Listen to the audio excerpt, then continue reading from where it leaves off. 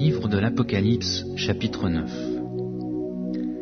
Le cinquième ange sonna de la trompette, et je vis une étoile qui était tombée du ciel sur la terre. La clé du puits de l'abîme lui fut donnée, et elle ouvrit le puits de l'abîme.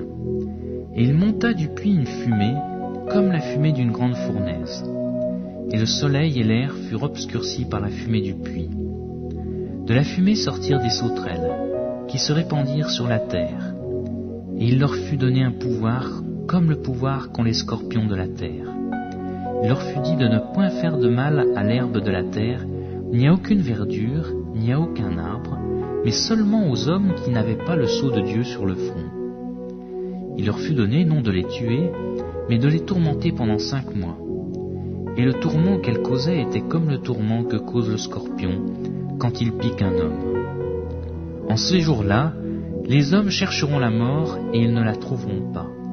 Ils désireront mourir et la mort fuira loin d'eux. Ces sauterelles ressemblaient à des chevaux préparés pour le combat. Il y avait sur leur tête comme des couronnes semblables à de l'or, et leurs visages étaient comme des visages d'hommes. Elles avaient des cheveux comme des cheveux de femmes, et leurs dents étaient comme des dents de lion. Elles avaient des cuirasses comme des cuirasses de fer, et le bruit de leurs ailes était comme un bruit de char à plusieurs chevaux qui courent au combat. Elles avaient des queues semblables à des scorpions et des aiguillons, et c'est dans leur queue qu'était le pouvoir de faire du mal aux hommes pendant 5 mois.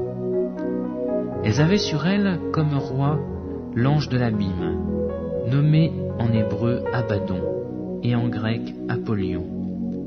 Le premier malheur est passé. Voici, il vient encore 2 malheurs après cela.